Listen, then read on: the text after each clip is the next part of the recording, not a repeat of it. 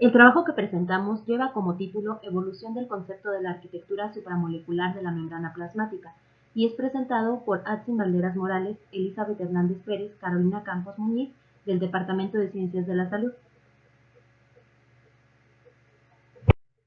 La membrana plasmática ha experimentado cambios conceptuales importantes durante la historia en la investigación científica, siendo un organelo perimetral y definitorio de la vida celular. A través de la historia han cambiado la forma de ver su estructura, función, localización e interacción de sus componentes con otros organelos. Los datos obtenidos de manera experimental de cada investigador a través del tiempo fueron transformados en configuraciones gráficas como un lenguaje que facilite el entendimiento de los conceptos expresados en sus publicaciones. Durante este trabajo realizamos una revisión de los modelos más representativos de la estructura y la dinámica de la membrana plasmática, resignificando sus esquemas, para convertirlos en un lenguaje claro que apoye la comprensión del concepto de la membrana plasmática. Nuestro objetivo general es describir los modelos propuestos durante la historia de la investigación de membranas biológicas con el fin de conocer los avances en el conocimiento de la membrana. De manera particular, queremos destacar la importancia de la arquitectura supramolecular de la membrana plasmática a través de la literatura con el fin de comprender los fenómenos biológicos y resignificar los modelos propuestos mediante el diseño de imágenes que apoyen y faciliten la comprensión de los conceptos. El concepto de la membrana plasmática es incierto, sin embargo, Hewson en 1773 fue el primero en estudiar eritrocitos con agua, observando la hemólisis y deduciendo que la existencia de la membrana plasmática. Por su parte, Franklin y Pockels en 1772 y 1880 experimentaron en monocapas de lípidos. El origen del concepto como tal se le atribuye a Naegeli y a Kramer, quienes observaron la permeabilidad selectiva de la superficie celular a diversos pigmentos. Con el conocimiento de que existía una membrana, Pfeiffer en 1877 diseñó membranas artificiales y desarrolló un método para medir la presión osmótica con un aparato diseñado por él mismo. En sus estudios de permeabilidad, dedujo que existe una barrera celular y que debe ser delgada y semipermeable. Por su parte, en 1889, Overton experimentó permeabilidad en diferentes tipos celulares y determinó que hay sustancias que atraviesan la membrana de forma pasiva además del agua, y determinó que había también moléculas que pasaban en contra del gradiente de concentración, deduciendo que esta membrana o barrera celular debe ser de naturaleza lipídica y contener colesterol y lecitina. Existen una gran cantidad de modelos de membrana, sin embargo, para este trabajo explicaremos los más representativos y las aportaciones más importantes. En 1917, Langmuir mejora la cubeta de Pockels, que es un instrumento que ella inventó, en experimentos con lípidos, y continúa con experimentos de tensión superficial, deduciendo así que la célula tiene una membrana con una monocapa lipídica. En 1925, Gorter y Grendel midieron el área del eritrocito. Ellos trabajaron con fantasmas de eritrocitos y después los pusieron en la cubeta de Pockels, ahora llamada cubeta de Langmuir, y expandieron las membranas de estos eritrocitos y las midieron, encontrando que el área de la superficie de los lípidos era aproximadamente 2 veces el área de la membrana, deduciendo así la existencia de una bicapa lipídica.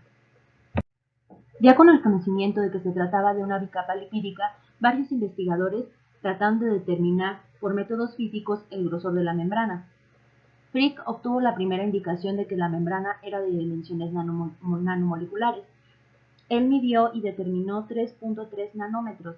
Sin embargo, él únicamente logró medir el núcleo hidrofóbico de la bicapa. Grendel, por su parte, calcula 3.1 nanómetros y Cole y Curtis reportaron 5 nanómetros. Por su parte, Danieli y Dobson en 1935 proponen un modelo de triple lámina, que se trata de la bicapa lipídica cubierta tanto la parte externa como la parte interna por proteínas. Si bien ya se conocía que las membranas estaban constituidas por una bicapa lipídica, aún no se conocían los tipos de lípido que la constituían. Para 1929, Grendel analizó el total extraído de lípidos y a partir de medidas de superficies ocupadas por los constituyentes individuales encontró la siguiente proporción: colesterol en un 36%, cefalina lecitina en 50% y esfingomilina en 13%. Para 1957, y ya con la introducción del microscopio electrónico, Robertson tiñe la parte hidrofóbica de la bicapa y reconoce en las micrografías electrónicos a la membrana como una estructura fina similar en varias células, tanto vegetales, animales y en protozoarios. Entonces describe a las membranas con una apariencia característica trilaminar, en la que las dos líneas más oscuras, que son las exteriores, son las capas que él determina como de proteínas, y la región interna, que sería la bicapa lipídica. Además de la bicapa lipídica y proteínas descritas en los modelos anteriores, se observó una estructura denominada por Bennett en 1963 como glicocálix, el que sugirió que cada célula podría poseer un recubrimiento de carbohidratos en la superficie externa de la membrana plasmática. Esta hipótesis fue confirmada en un gran número de tipos celulares, y a esta red filamentosa la llamaron capa azucarada. Esta matriz fue estudiada al microscopio electrónico por Fawcett en 1965.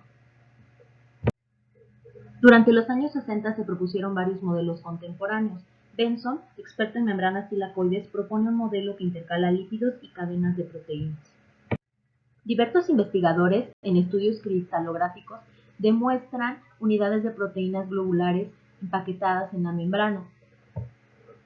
En 1966, Wallach y Saller proponen la existencia de proteínas de membrana de dos tipos, lo que vendrían siendo las proteínas integrales y las proteínas periféricas.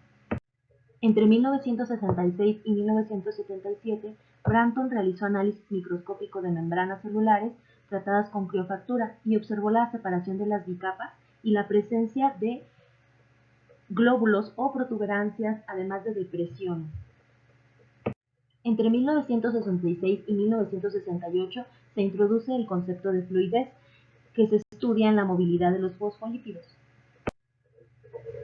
Lennart y Singer en 1966 incorporan el primer hallazgo de que las proteínas de membrana tienen conformación alfa-hélice y proponen el modelo del mosaico.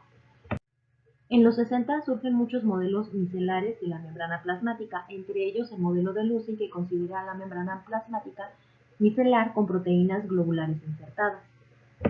En 1970, Frey y Edwin realizaron la fusión de dos células con proteínas marcadas y dieron la primera evidencia de la difusión de proteínas en el plano de la membrana. Con todas las evidencias anteriores, Singer y Nicholson proponen el modelo de mosaico fluido, el cual es una bicapa lipídica simétrica con proteínas integrales y periféricas en distribución aleatoria que pueden contener poros con fluidez y flexibilidad. En el mismo año que Singer y Nicholson publican el modelo de mosaico fluido, el mexicano Carlos Gittler propone la plasticidad de la membrana, modelo en el cual también es una bicapa lipídica cristalina casi fluida con proteínas inmersas, cuyos componentes se mueven de manera individual o tal vez en grupos, a lo cual él llamó plasticidad, y su estabilidad estaría sujeta a cambios en el entorno y también a interacciones con otras moléculas circundantes. Sugiere la distribución asimétrica de lípidos y proteínas. Por otro lado, Brescher en 1972 brinda la primera evidencia de que los lípidos no se distribuyen al azar, siendo entonces una bicapa lipídica asimétrica. Otro aporte importante es el de Unwin y Henderson, quienes mediante microscopía determinaron la estructura de la lactorhodopsina, la cual tiene 7 segmentos transmembrana. Jane y White proponen una membrana con regiones ordenadas y rígidas de lípidos y proteínas separadas por regiones fluidas y desordenadas.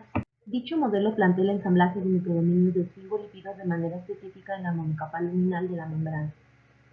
El concepto de microdominios lipídicos fue modificado por Simmons e Ikonen en 1997, en el que proponen el término de balsas lipídicas, como plataformas de membrana enriquecidas con colesterol y esfingolípidos en la cara exoplasmática de la bicapa. Después, el concepto de balsas lipídicas fue sustituido por el entendimiento de que las proteínas y los lípidos contribuyen a estos microdominios de membrana, quedando entonces como balsas de membrana. El modelo de vallas y estacas propone el movimiento de las proteínas de membrana dependiendo de vallas formadas por el citoesqueleto de actina, siendo las proteínas ancladas como estacas. El modelo de atrapamiento inducido tiene el mismo principio que el modelo de vallas y estacas, pero la movilidad de proteínas depende también de su oligomerización. El modelo compuesto de actina membrana activa abarca el modelo de vallas y estacas propuesto por Kusumi, en la que la membrana plasmática se asocia al citoesqueleto de actina cortical. Este modelo agrega la existencia de un conjunto de filamentos de actina más pequeños y altamente dinámicos, más cortos, que se unen transitoriamente a la membrana interna de la membrana celular a través de proteínas enlazadoras. En conclusión, las membranas biológicas sirven como organizadoras de interacciones multimoleculares que son dinámicas en el tiempo y el espacio física y funcionalmente.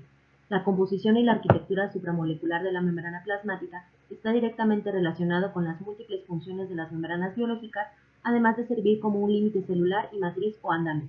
Es necesario incluir los nuevos modelos en la enseñanza. Para facilitar el aprendizaje se requiere resignificar los modelos propuestos mediante el diseño de imágenes.